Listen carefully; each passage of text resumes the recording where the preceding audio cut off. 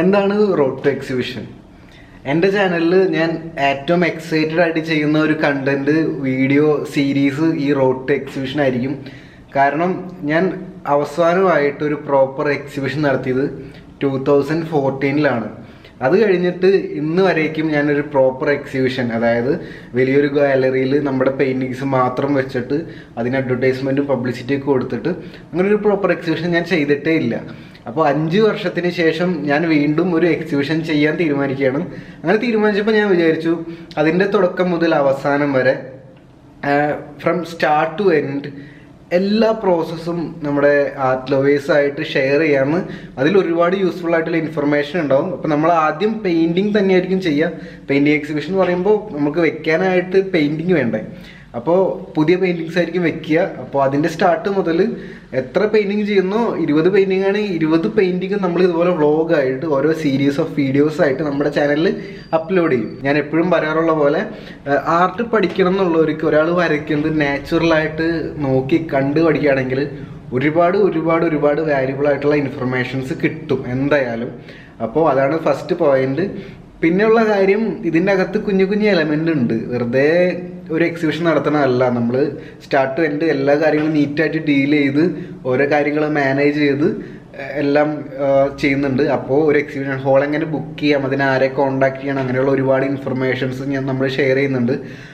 ഇതുവരെ യൂട്യൂബിൽ ഒരു ആർട്ടിസ്റ്റും ഇതുപോലത്തെ ഇൻഫർമേഷൻസ് ഷെയർ ചെയ്തിട്ടുണ്ടാവില്ല. അപ്പോൾ അങ്ങനൊരു വ്ളോഗായിരിക്കും. അതുകൊണ്ടാണ് ഞാൻ ഇതിൽ വളരെയധികം എക്സൈറ്റ്മെൻറ്റ് കാണിക്കുന്നത്.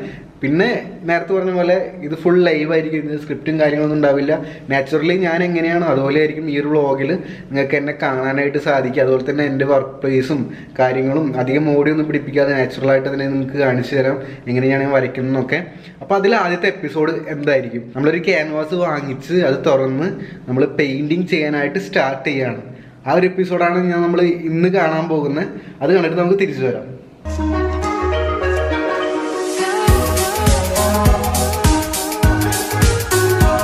ക്യാമൽ എന്ന ബ്രാൻഡിൻ്റെ സ്ട്രെച്ച്ഡ് കോട്ടൺ ക്യാൻവാസാണ് ഞാൻ യൂസ് ചെയ്യുന്നത്. ഈ ഒരു ക്യാൻവാസിന് ഏകദേശം ഒരു 1600 രൂപ വിലയുണ്ട്. 36 ഇഞ്ച് 48 ഇഞ്ചാണ് സൈസ്. ഏകദേശം ഒരു ബിഗ് ക്യാൻവാസാണിത്.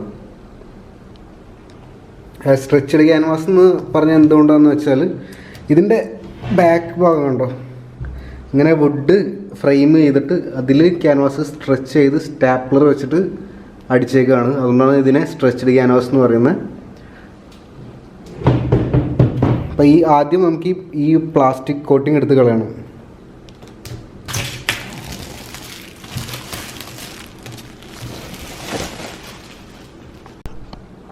അപ്പോൾ നമ്മുടെ ക്യാൻവാസിൽ ഫസ്റ്റ് വാഷ് ചെയ്യാം. അപ്പോൾ അതിനായിട്ട് ഞാൻ ഏറ്റവും വീതി കൂടിയ ബ്രഷാണ് യൂസ് ചെയ്യുന്നത്. ഇതിനെ വാഷ് ബ്രഷ് എന്നൊക്കെയാണ് പറയുന്നത്. ഇവിടെ എഴുതി വെച്ചിട്ടുണ്ട് വാഷ് ബ്രഷ് എന്ന്. ഈ ഒരു ബ്രഷ് സാധാ പെയിൻറ്റ് കടയിൽ നിന്നൊക്കെ വാങ്ങാൻ കിട്ടും. ആർട്ട് ഷോപ്പിൽ നിന്ന് വാങ്ങണമെങ്കിൽ കുറച്ചും കൂടി എക്സ്പെൻസീവ് ആവുന്നുള്ളൂ. അപ്പോൾ ഇത്രയും വലിയൊരു ബ്രഷ് വേണം നമുക്ക് ഇത്രയും വലിയ ക്യാൻവാസിൽ ഫുള്ളായിട്ട് വാഷ് ചെയ്യാനായിട്ട്. അപ്പോൾ ഫസ്റ്റ് വാഷ് ഞാൻ യൂസ് ചെയ്യുന്ന കളേഴ്സ് ഇതൊക്കെയാണ്: യെല്ലോ ഓക്കർ, ക്രിംസൺ ലേക്ക്, ബേൺ സിയന്ന, പോർട്രേറ്റ് പിങ്ക്. അപ്പോൾ ഒരു ബ്രൗണിഷ് കളറായിട്ടാണ് ഞാൻ ഫസ്റ്റ് വാഷ് ചെയ്യുന്നത്. ഇത് ഈ ക്യാൻവാസ് മൊത്തം ഒരു പ്ലെയിൻ വാഷ്, സിംഗിൾ കളർ, ഒരു ബ്രൗണിഷ് കളർ വെച്ചിട്ട് അതിൻ്റെ മുകളിൽ നമ്മൾ ബ്രൗൺ കൊണ്ട് തന്നെ നമ്മുടെ എന്താ വരയ്ക്കണമെന്ന് വെച്ചാൽ ആ വരയ്ക്കണ സംഭവം വരച്ചെടുക്കും. അതിനെ അണ്ടർ പെയിൻറ്റിംഗ് എന്നാണ് പറയുക. നമുക്ക് ആദ്യം ഈ വാഷ് ചെയ്യാം. അപ്പോൾ ഇങ്ങനെ ഒരു പാത്രം എടുത്തിട്ടുണ്ട്. ഇതിലാണ് കളർ മിക്സ് ചെയ്യാൻ പോകുന്നത്. ഇത് സാധാരണ ഫുഡൊക്കെ വാങ്ങുമ്പോൾ കിട്ടുന്നൊരു സാധാ ഒരു പാത്രം. പിന്നെ ഇത് ബ്രഷ് കഴുകാണ്ട് വെള്ളം.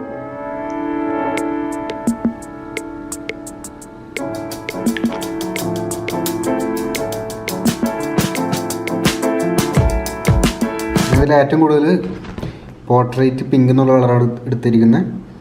പിന്നെ യെല്ലോ ഓക്കറാണ് കൂടുതൽ.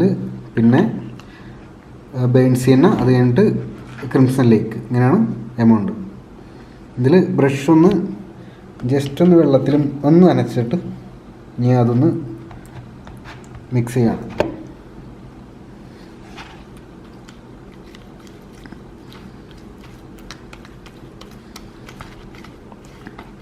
ബ്രൗണിൻ്റെ അളവ് കുറച്ച് കൂട്ടണം എന്ന് തോന്നി നമുക്ക് ബ്രൗൺ ഒന്ന് കുറച്ചൊന്ന് കൂട്ടി കൊടുക്കാം.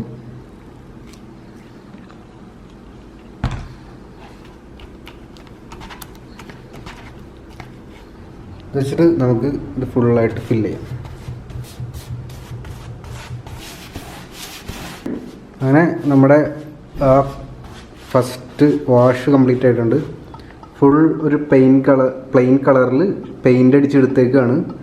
അപ്പോൾ നമ്മൾ സാധാരണ വീടൊക്കെ പെയിൻറ്റ് ചെയ്യുമ്പോൾ അല്ലെങ്കിൽ ഏതെങ്കിലും വാഹനങ്ങളൊക്കെ പെയിൻറ്റ് ചെയ്യുമ്പോൾ ഫസ്റ്റ് ഒരു പ്രൈമർ അടിക്കില്ലേ, അങ്ങനെ ഒരു പ്രോസസ്സാണ് കണക്കാക്കിയാൽ മതി. ഫസ്റ്റ് ഒരു പ്ലെയിൻ കളർ വെച്ചിട്ട് പ്രോബബിലി മോസ്റ്റ്ലി ഒരു ബ്രൗണിഷ് കളർ വെച്ചിട്ട് ഫുൾ ക്യാൻവാസ് പെയിൻറ്റ് ചെയ്തെടുക്കുക. ഇനി ഇതിൽ നമ്മൾ പടം വരയ്ക്കാൻ പോവാണ്. അതായത് ഔട്ട്ലൈൻസ് ഒക്കെ ഇട്ടിട്ട് നമുക്ക് വരയ്ക്കാൻ ഉദ്ദേശിക്കുന്ന ഒബ്ജക്റ്റ് വരച്ചെടുക്കാനായിട്ട് പോകുന്നത്. അപ്പോൾ ബേൺസീന എന്ന കളറ് കുറച്ച് കൂടുതൽ വെള്ളത്തിൽ മിക്സ് ചെയ്തിട്ട് ആണ് നമ്മളിത് യൂസ് ചെയ്യുക. അപ്പോൾ ഇത് ആക്ച്വൽ പെയിൻറ്റിങ് അല്ല. പെയിൻ്റൊക്കെ ചെയ്യണಕ್ಕೆ മുമ്പ് നമ്മൾ വരയ്ക്കാൻ ഉദ്ദേശിക്കുന്ന സംഭവം വരച്ചെടുക്കുകയാണ്. അപ്പോൾ നമുക്കിത് വരയ്ക്കണത് എങ്ങനെയാണെന്ന് കാണാം.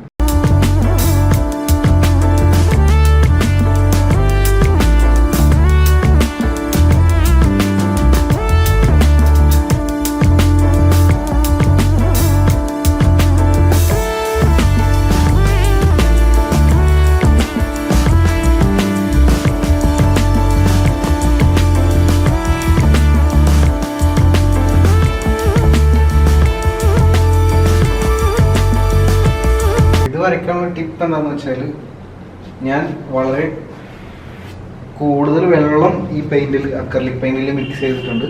ഒരു ട്രാൻസ്പെറൻറ്റ് ലെയർ ആയിട്ടാണ് വരയ്ക്കുക. പിന്നെ ട്രയൽ ആൻഡ് എറർ മെത്തേഡാണ്. അതായത് ഷേപ്പ് കറക്റ്റ് ആയില്ലെങ്കിൽ നമ്മൾ വീണ്ടും മാറ്റി വരച്ചിട്ടുണ്ട്. അപ്പോൾ ഞാൻ ആദ്യം മൂക്കി കൂടെ വരച്ച് പിന്നെ ഞാൻ മാറ്റി ഇങ്ങോട്ട് വരച്ചിട്ടുണ്ട്. എന്നിട്ട് ഫൈനലൈസ് ചെയ്ത ഭാഗം നിങ്ങൾക്ക് വേണമെങ്കിൽ വെള്ളം കുറച്ച് കളർ കൂട്ടി ഒന്ന് ഡാർക്കാക്കി ഇങ്ങനെ എടുക്കാൻ ഔട്ട്ലൈൻ ചെയ്തെടുക്കാൻ പറ്റും. അപ്പോൾ നമ്മുടെ ഷേപ്പൊക്കെ കറക്റ്റായിട്ട് നമുക്ക് ഇതിൽ എത്ര തവണ വേണമെങ്കിലും തെറ്റിക്കാം, പ്രശ്നമൊന്നുമില്ല. പക്ഷേ കറക്റ്റ് ഏതാണ് കറക്റ്റ് ലൈൻസ് എന്ന് നിങ്ങളുടെ മൈൻഡിൽ ഒരു ഐഡിയ വേണം, അത്രേ ഉള്ളൂ. കൂടുതൽ ഡീറ്റെയിലിംഗ് ഒന്നും ചെയ്യാൻ പോണ്ട, കാരണം ട്രയൽ ആൻഡ് എറർ മെത്തേഡ് ആണെന്ന് പറഞ്ഞല്ലോ. അപ്പോൾ നമ്മുടെ പെയിന്റിങ് ഈ പ്രോഗ്രസ് ചെയ്യുമ്പോഴാണ് നമുക്ക് കൂടുതൽ ഐഡിയാസ് വരിക, ഷേപ്പ് എല്ലാം കറക്റ്റ് ആവുക. ഇപ്പോഴും ഷേപ്പിൽ കുഞ്ഞു കുഞ്ഞു ഡിഫറൻസ് ഉണ്ടെങ്കിൽ അത് കാര്യമാക്കാൻ പോണ്ട. ഓക്കെ, അപ്പോൾ നമ്മുടെ ആ ഔട്ട്ലൈൻ നമ്മുടെ ഔട്ട്ലൈൻ ഇടുക എന്നുള്ള ചടങ്ങ് കംപ്ലീറ്റ് ആയിട്ടുണ്ട്. ഇനി നമുക്ക് കളേഴ്സ് വെച്ച് ഇത് ഫില്ല് ചെയ്യാം. ഇനി ഞാൻ ഈ ഒരു പോർഷനിൽ ബ്ലാക്ക് കളർ അപ്ലൈ ചെയ്യാൻ പോവാണ്. അപ്പോൾ ഞാനിവിടെ എൻ്റെ പാലറ്റിൽ ബ്ലാക്ക്, ക്രിംസൺ ലേക്ക്, പോർട്രേറ്റ് പിങ്ക് ഇത്രയും കളർ എടുത്തിട്ടുണ്ട്. അപ്പോൾ ഡയറക്റ്റ് ബ്ലാക്ക് അല്ല അപ്ലൈ ചെയ്യുന്ന ക്രിംസൺ ലേക്കായിട്ട് മിക്സ് ചെയ്ത് ഒരു ഇത്തിരി പോർട്രേറ്റ് പിങ്ക് ചേർക്കുന്നുണ്ട്. അപ്പം എനിക്ക് അത്രയും ഡാർക്ക് ബ്ലാക്ക് വേണ്ട, ചെറിയൊരു ആഷ് കളർ മതി. വേണമെങ്കിൽ കുറച്ച് ബേൺസീനെ കൂടി മിക്സ് ചെയ്യാം. ഈ ഒരു പോർട്രേറ്റ് പിങ്ക് എന്നുള്ള കളറ് ഞാനിപ്പോൾ മിക്ക കളേഴ്സിനും കൂടിയും ഇതുപോലെ മിക്സ് ചെയ്യും. അപ്പോൾ നമ്മുടെ പെയിൻറ്റിങ്ങിന് മൊത്തത്തിലൊരു ചെറിയൊരു ടോൺ കിട്ടാനായിട്ട് ഈ ഒരു കുഞ്ഞ് ടിപ്പ് നിങ്ങളെ ഹെൽപ്പ് ചെയ്യും. അതായത് ഞാനിപ്പോൾ പോർട്രേറ്റ് പിങ്കാണ് ഏറ്റവും കൂടുതൽ ഇപ്പോൾ ഈ പെയിൻറ്റിങ്ങിൽ യൂസ് ചെയ്യാൻ പോകുന്ന കളറ്. അപ്പോൾ ബ്ലാക്ക്, അതുപോലെ യെല്ലോ അങ്ങനെയുള്ള കളേഴ്സ് ഉണ്ട്. അപ്പം ഇത്തിരി പോർട്രേറ്റ് പിങ്ക് മിക്സ് ചെയ്ത് കഴിഞ്ഞാൽ മൊത്തത്തിലൊരു കളർ തീം പോലെ നമുക്ക് ഫീൽ ചെയ്യും. ഇപ്പോൾ ഈ ബ്ലാക്ക് കളർ നമ്മൾ ഇതിൽ അപ്ലൈ ചെയ്യും.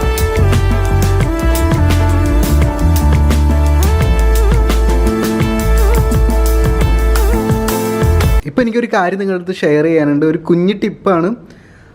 ഞാനിപ്പോൾ പെയിൻറ്റ് ചെയ്യുമ്പോൾ ഞാൻ എപ്പോഴും മേക്ക് ഷുവർ ചെയ്യുന്നൊരു കാര്യം എന്താണെന്ന് വെച്ച് കഴിഞ്ഞാൽ, നമുക്ക് വേണ്ടത്ര വെളിച്ചം ഈ പെയിൻറ്റിങ്ങിലേക്ക് വീഴണം. അപ്പോൾ എന്നാലേ നമുക്ക് നന്നായിട്ട് വരയ്ക്കാൻ സാധിക്കുള്ളൂ, എല്ലാ പോർഷൻസും നന്നായിട്ട് കാണാൻ സാധിക്കുള്ളൂ. അപ്പോൾ അക്രിലിക് പെയിൻറ്റിനൊരു പ്രത്യേകതയുണ്ട്. വെളിച്ചം കറക്റ്റായിട്ട് വീണില്ലെങ്കിൽ ഇതുപോലെ ഗ്ലെയർ അടിക്കും. അപ്പോൾ നമ്മുടെ കണ്ണിന് ഭയങ്കര പ്രശ്നമാണത്. അപ്പോൾ ഞാൻ ഇതിനൊരു ചെറിയ ടിപ്പാണ്, ഇതിനൊരു സൊല്യൂഷൻ കണ്ടുപിടിച്ചത് എന്താണെന്ന് വെച്ചാൽ, ഇതാ കണ്ടോ, ഞാൻ LED ബൾബ്സാണ് യൂസ് ചെയ്യുന്ന, വൈറ്റ് LED ബൾബ്സ്.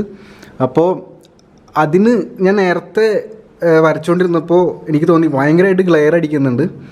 അപ്പോൾ ഞാൻ ഇങ്ങനൊരു കവറ്, ഇത് പ്ലാസ്റ്റിക് കവറല്ല, ഇത് മറ്റേ തുണിയുടെ മെറ്റീരിയൽ പോലത്തെ ഒരു കവറാണ്. നിങ്ങൾക്ക് അറിയാമെന്ന് വിചാരിക്കുന്നു, കടയിൽ നിന്നൊക്കെ വാങ്ങാൻ കിട്ടും.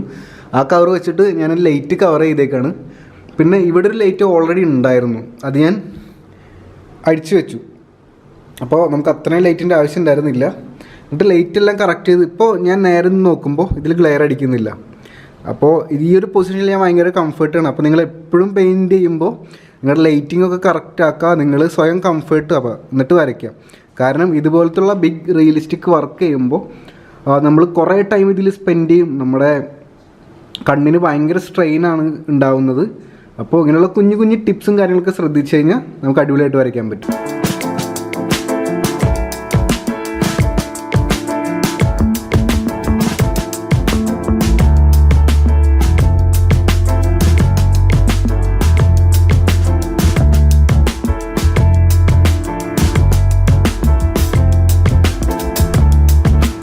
ഇനിയിപ്പോൾ നമ്മൾ കളർ ഫില്ല് ചെയ്ത് തുടങ്ങുകയാണ്.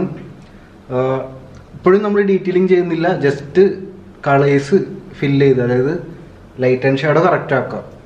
കളേഴ്സ് ഫില്ല് ചെയ്യാന്ന് പറയുമ്പോൾ ടോൺ കറക്റ്റ് ആക്കാണ് ഉദ്ദേശിക്കുന്നത്. അതായത് കറക്റ്റ് കളറൊന്നും എടുത്ത് വെക്കുന്നില്ല, ലൈറ്റ് ആൻഡ് ഷാഡോ കറക്റ്റ് ആക്കുക. എവിടേക്കാണ് ഡാർക്ക്, എവിടേക്കാണ് ലൈറ്റ് കളേഴ്സ്, ആ ഒരു സംഭവം വെച്ചിട്ട് ഇത് ബ്ലോക്ക് ബൈ ബ്ലോക്കായിട്ട് നമ്മൾ കളർ ചെയ്തെടുക്കും, അതായത് പെയിൻറ്റ് ചെയ്തെടുക്കും. അപ്പോൾ ആ പ്രോസസ്സ് എങ്ങനെയാണെന്ന് നോക്കാം. അപ്പോൾ ഞാനത് സ്കിന്നിൻ്റെ സൈഡിൽ നിന്ന് സ്റ്റാർട്ട് ചെയ്യുന്നത്. ഇതിന് വേണ്ടിയിട്ട് വൈറ്റ് എടുത്തിട്ടുണ്ട്, പോർട്രേറ്റ് പിങ്ക് എടുത്തിട്ടുണ്ട്, യെല്ലോ ഓക്കർ എടുത്തിട്ടുണ്ട്, ബേൺസീൻ എടുത്തിട്ടുണ്ട്. അതിൻ്റെ ഒപ്പം ഞാൻ കാഡ്മിയം ഓറഞ്ച് പറഞ്ഞിട്ടുള്ള കളറും കൂടി എടുക്കുന്നുണ്ട്. പിന്നെ സൈഡ് ബ്ലാക്ക് അല്ലേ, ബ്ലാക്കിൽ നിന്ന് ഗ്രാജുവലി സ്കിൻ ടോണിലേക്ക് കയറുന്ന ഒരു ഏരിയ ഉണ്ട്. അപ്പോൾ ഞാൻ ബ്ലാക്കും ബ്രൗണും ഒക്കെ കൂടി മിക്സ് ചെയ്തിട്ട് ഈ ഒരു ഏരിയ ഞാൻ ചെയ്തെടുക്കാൻ പോവാണ്. നേരത്തെ ഓൾറെഡി മിക്സ് ചെയ്ത് വെച്ചിട്ടുള്ള ബ്ലാക്കിലേക്ക് ഇത്തിരി ബ്രൗൺ മിക്സ് ചെയ്തിട്ട് ഇത്തിരി കാഡ്മിയം ഓറഞ്ച് മിക്സ് ചെയ്യുന്നുണ്ട്. കളറ് ഡാർക്കാന്ന് തോന്നിക്കഴിഞ്ഞാൽ കുറച്ച് യെല്ലോ ഓക്കർ മിക്സ് ചെയ്തിട്ട് അതൊന്ന് ലൈറ്റ് ആക്കുന്നുണ്ട്, പോർട്രേറ്റ് പിങ്കും മിക്സ് ചെയ്യുന്നുണ്ട്. ആ ഒരു കോമ്പിനേഷൻ വർക്കാവും. അപ്പോൾ ഞാൻ അത് കൂടുതൽ മിക്സ് ചെയ്തെടുക്കുകയാണ് ഇവിടെ. ഇത് പെയിൻറ്റിങ് ആണെന്ന് വിചാരിക്കരുത്, ഇത് നമ്മൾ പെയിൻറ്റ് ചെയ്യാനൊക്കെ മുമ്പ് ജസ്റ്റ് അണ്ടർ പെയിൻറ്റിങ് ആണ് ചെയ്യുന്നത്.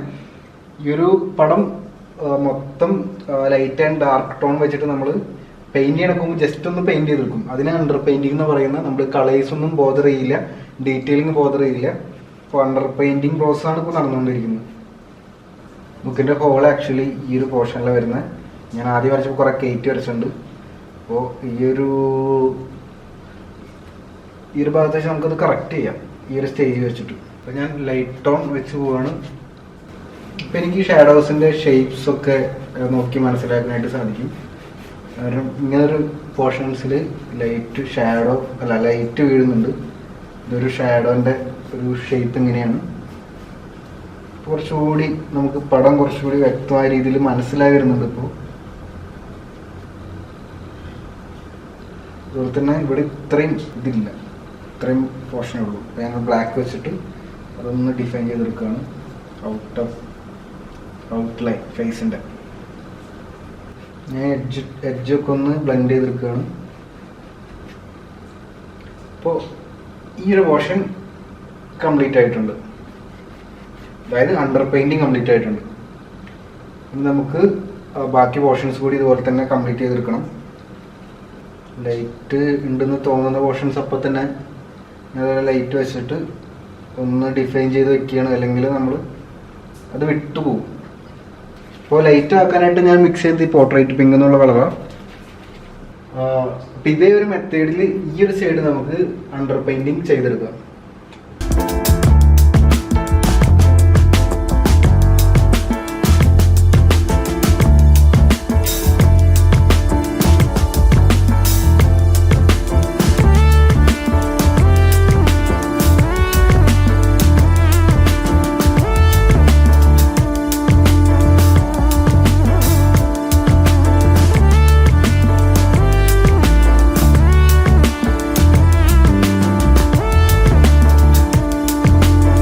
കുറച്ച് വലുതായിട്ട് തോന്നിയപ്പോൾ ഞാൻ ആ ഷാഡോ ഒന്ന് ഇങ്ങോട്ട് കയറ്റി ഇട്ടിട്ട് നമുക്കിൻ്റെ സൈസ് ഒന്ന് കുറയ്ക്കുകയാണ്.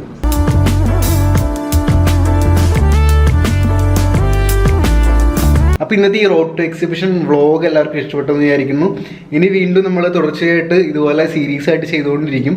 അപ്പോൾ ഇഷ്ടപ്പെട്ടവർ ഇത് ഫോളോ ചെയ്യുക. ഞാനൊരു കുറച്ച് വീഡിയോസ് ആകുമ്പോൾ ഞാനൊരു പ്ലേലിസ്റ്റ് ആക്കിയിട്ട് ഇത് ചെയ്യാം. അപ്പോൾ നിങ്ങൾക്ക് ഒരുമിച്ച് അത് കാണാനും പറ്റും. അപ്പോൾ ഇന്നത്തെ വീഡിയോ ഇഷ്ടപ്പെട്ട നിങ്ങൾ ചാനൽ സബ്സ്ക്രൈബ് ചെയ്യുക, ലൈക്ക് ചെയ്യുക, കമൻറ്റ് ചെയ്യുക, ഷെയർ ചെയ്യുക. അടുത്ത ദിവസം മറ്റൊരു വീഡിയോ ആയിട്ട് നമുക്ക് വീണ്ടും കാണാം. ബൈ.